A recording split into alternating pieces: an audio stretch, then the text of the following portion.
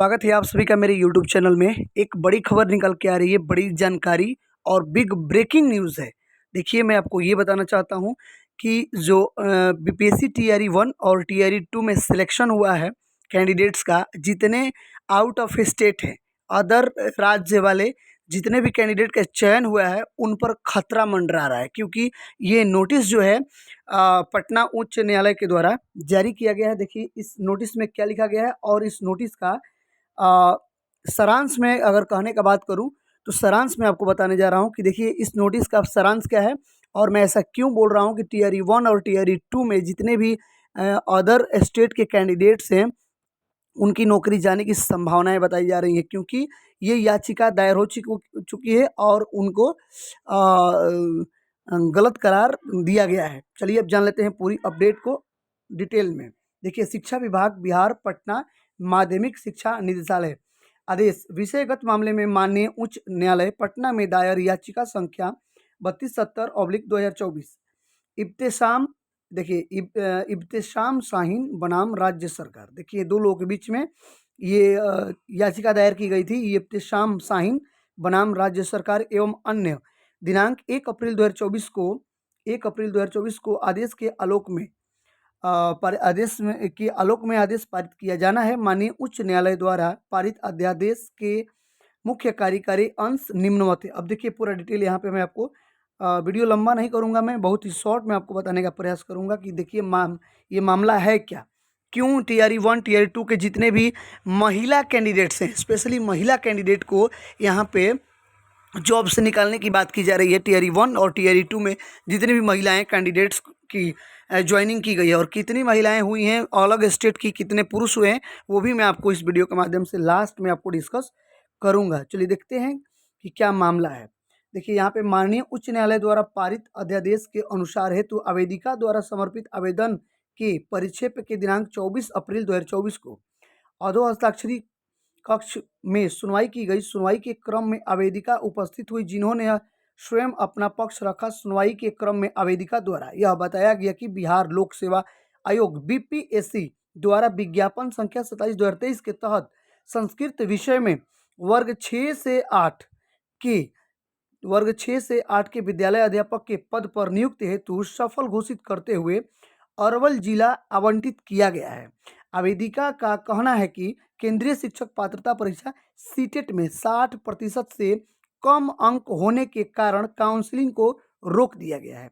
आवेदिका का यह भी कहना है कि बिहार लोक सेवा आयोग के विज्ञापन 27/2023 की विज्ञप्ति के पृष्ठ संख्या 5 में स्पष्ट लिखा है कि सामान्य कोटि महिलाओं को 55% अंक होना आवश्यक है।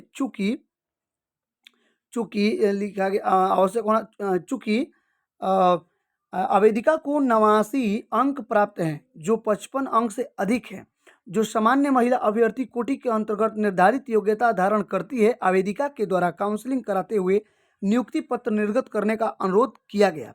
आगे देखिए, स्पष्ट रूप से क्या लिखा है इन्होंने।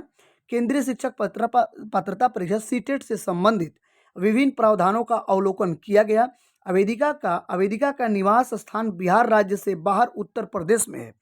केंद्रीय माध्यमिक शिक्षा बोर्ड सीबीएसई द्वारा आहूत सीटेट के अधिसूचना में स्पष्ट है कि सामान्य श्रेणी के अभ्यर्थियों को 60% या अधिक अंक प्राप्त करने पर उन्हें योग्य घोषित किया जाएगा।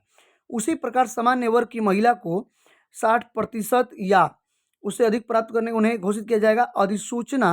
अधिसूचना में यह भी अंकित है कि विद्यालय प्रबंधन राज्य सरकार के आरक्षण नीति के तहत अनुसूचित जाति, अनुसूचित जनजाति, अत्यंत पिछड़ा वर्ग, निःशक्त व्यक्तियों को छूट दे सकेगी। ध्यातत्व हो कि बिहार राज्य में महिलाओं को शिक्षक नियुक्ति में 50% आरक्षण दे है। इसी के परिप्रेक्ष्य में राज्य सरकार ने पिछड़ा वर्ग, अत्यंत पिछड़ा वर्ग एवं सामान्य कोटि की महिला, देखिए आगे क्या लिखा है, सामान्य कोटि की महिला को उम्मीदवार को शिक्षक पात्रता परीक्षा में न्यूनतम 55% अंक एवं अनुसूचित जनजाति के निःशक्त कोटि के उम्मीदवार के लिए 50% अंक निर्धारित किया गया है। यहाँ पे ये लिखा गया है, सामान्य प्रशासन विभाग द्वारा भी प्रावधानित है कि राज्य के मूल निवासी ही बिहार अधिनियम 3/1992 के अधीन राज्य में आरक्षण का लाभ प्राप्त कर सकते हैं। राज्य के बाहर के निवासी इस अधिनियम के अधीन आरक्षण के लाभ हेतु दावा नहीं करेंगे।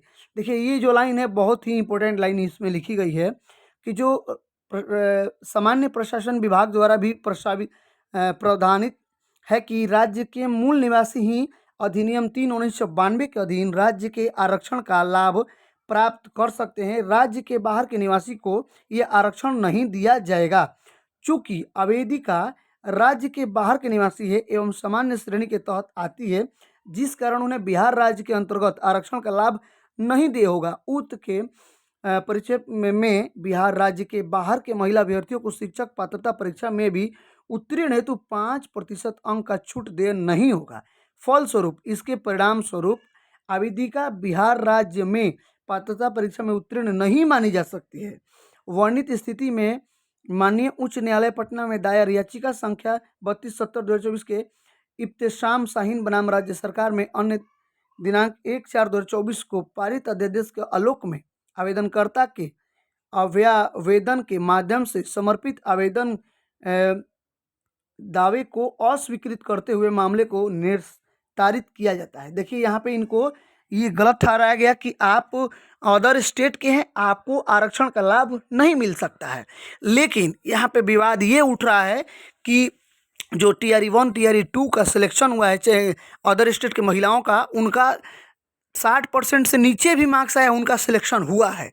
उसके आलोक में ये जांच पड़ताल डेली प्रतिदिन जांच हो रहा है और हो सकता है कि जितनी भी महिलाएं का नंबर अगर उससे नीचे है, अगर वो कोई OBC और पता ये अपना जाति के नाम पे जो आरक्षण मिलता है, वो आरक्षण अगर कागज बनवा के दिए तो उनको निरस्त किया जाएगा, उनको जॉब से निकाला जाएगा। देखिए, अब कितने कैंडिडेट्स अदर स्टेट के पास हुए हैं वो मैं आपको बता देता हूँ। देखिए, यहाँ पे ये दिया गया है, कुल चयनित अभ्यर्थियों, कुल चयनित पुरुषों की संख्या, अदर स्टेट की मैं बात कर रहा हूँ, तो 7949। कुल चयनित महिलाओं की संख्या तो 17,000।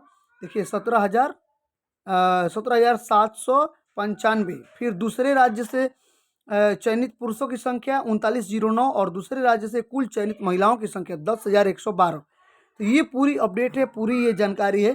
तो TRE 1 और TRE 2 में जितनी भी धांधलियाँ हुई हैं, जितनी भी जितना भी गलत काम हुआ है, सब पे दिन पे दिन पर्दाफाश होते जा रहा है और सरकार और जांच एजेंसी बहुत ही सख्त कार्रवाई कर रही है। इसके साथ पता बहुत सारे कैंडिडेट्स को हो सकता है कि निकाला जाए।